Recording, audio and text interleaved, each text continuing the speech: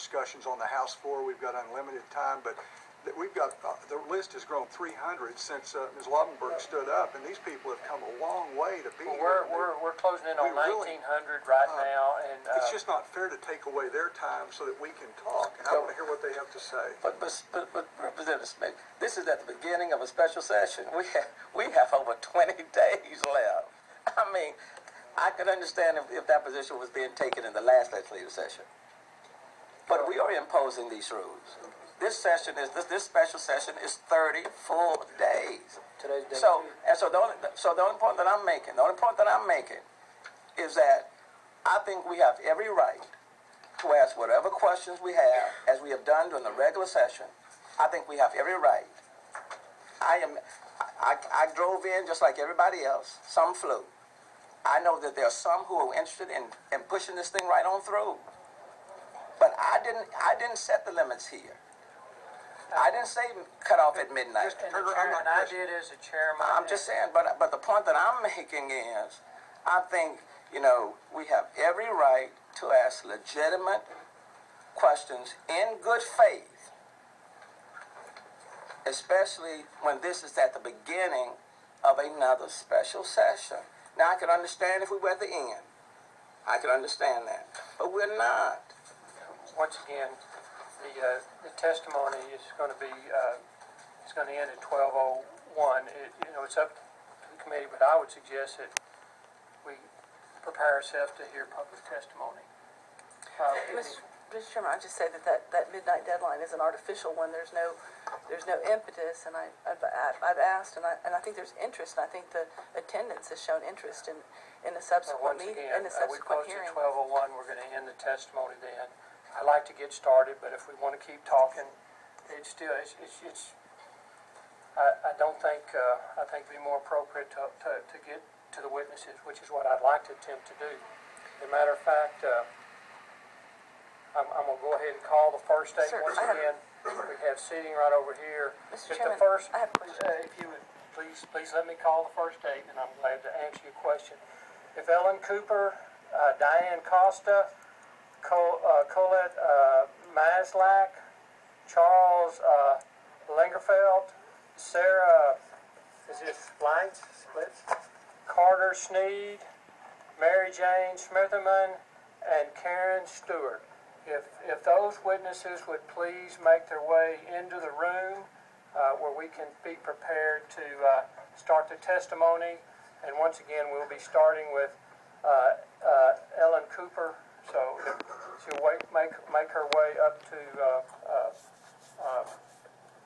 the front once again. Now then, Representative Farrar, go ahead, and I think Chair Giddings also has a question. Sure. Representative Laubenberg, when you filed this legislation, I think you and Chairman Turner spoke about some of the issues. Did you look at the effects of the legislation in terms of closing clinics? Was that a concern of yours when you contemplated the legislation? Representative Farrar, my concern, my interest is the health and safety of women. That wasn't my question. My question was, did you look at capacity? Did you look at the potential for clinic closings? You asked what my intention was in filing this bill. It is for the health and safety of women. That wasn't my question. My question was, did you look at the potential effects of your bill and the capacity issue? Did you look at that when you filed this bill? Representative Farrar, respectfully, my intent for this bill is for the health and safety of women. Did you look at capacity? Can you answer that? It's just a yes or no. It's for the health and safety of women. Okay, you're not going to answer.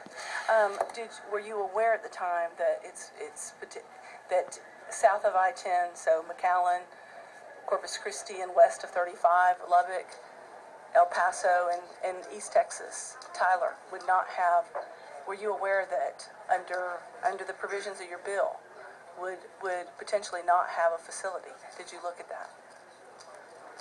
Again, respectfully, Representative Farrar, it's for the health and safety of every woman who would undergo an abortion. Is it fair to say you didn't look at the capacity issue?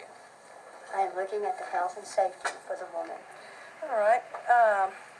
Did you file your bill in response to any sort of state data that talked about how how there was an emergency where there were a number of complications or deaths, or do you have any state data that supports the need to go to the ambulatory surgical center standard? Again, Representative Farrar, women should have a standard of practice that is common throughout medicine.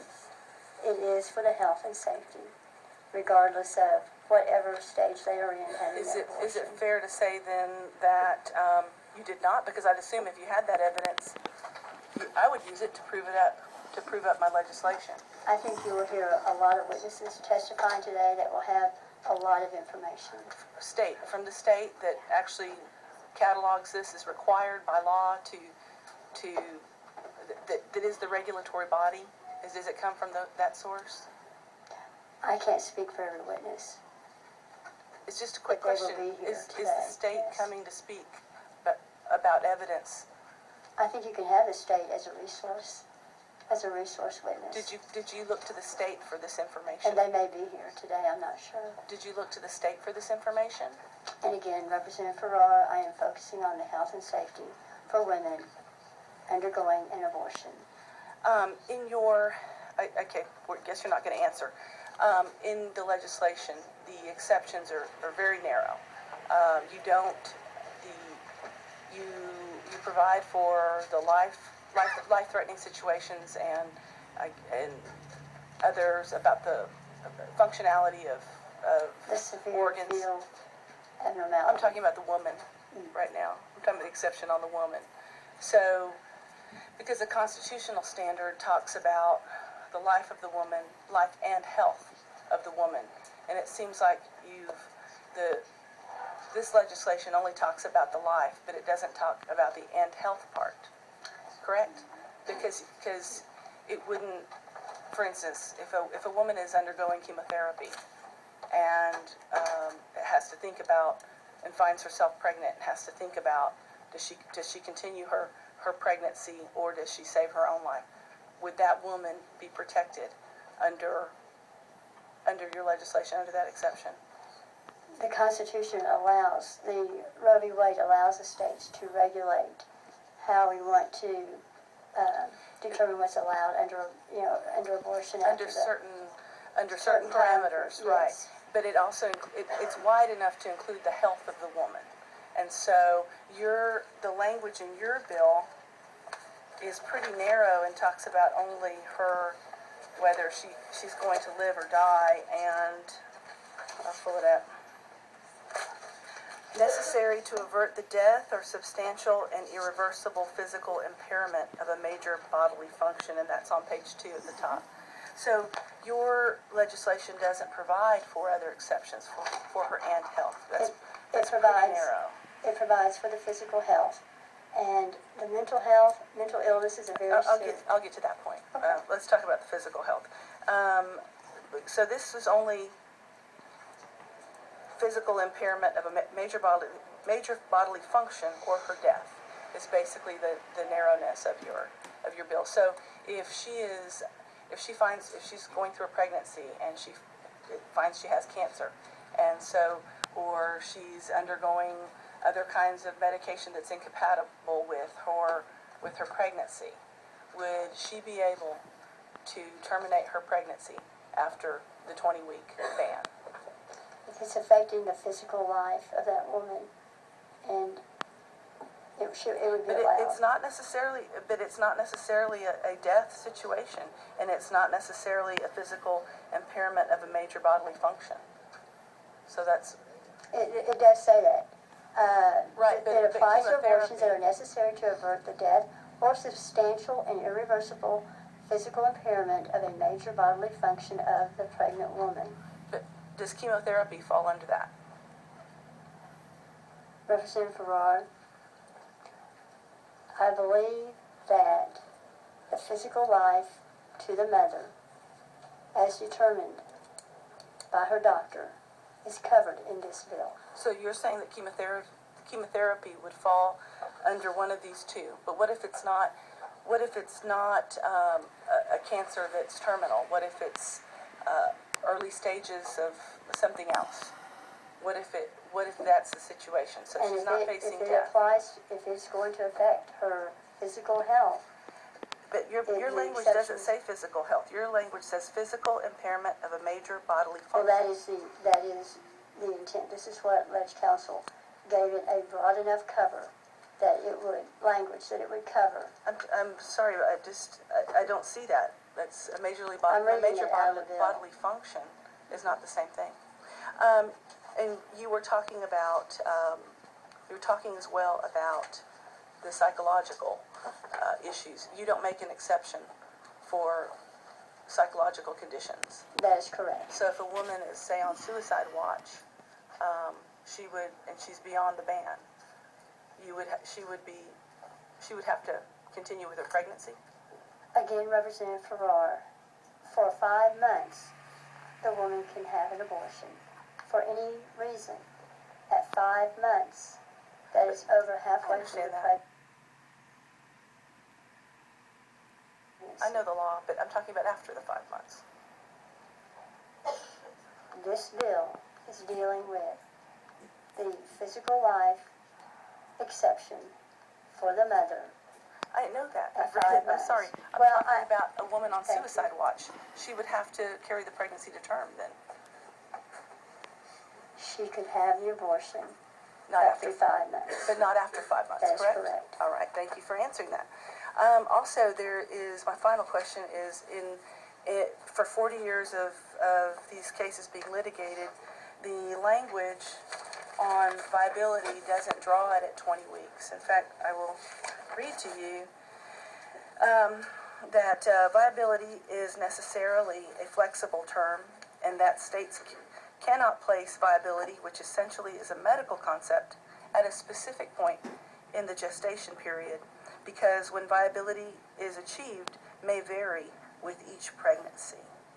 The determination of viability must be left to the physician's judgment. Why do you feel that you need to jump over a physician's judgment? Okay, this legislation is actually not focusing on the viability. It is focusing on the pain, that there is substantial medical evidence that recognizes that an unborn child is capable of experiencing pain by not later than 20 weeks. And viability, And that, viability is the floor, though, and you're trying to lower the floor. So if we know that the constitutional standard is this, and you're trying to bring it down to this, again, why are you usurping that? Why are you jumping ahead of the medical profession, basically, medical opinion? again, evidence that we have today that we did not have 40 years ago. We didn't have the technology 40 years ago that showed the various stages of development of the unborn child. We didn't have the technology 40 years ago that show what the unborn child is feeling at various stages. Pain is one of these developments that we have now learned, and that's why I'm focusing on that aspect. But you recognize this is 40 years worth of litigation. We're not going back in time to 40 years, right? We always move forward, and this is new evidence. This is new evidence that we will move forward on. Have been litigated up to this point. So I'm asking you why you are, or I guess just straight out, are you trying to redefine viability by this new standard? I'm defining what is taking place inside the womb at 5 months that a preborn baby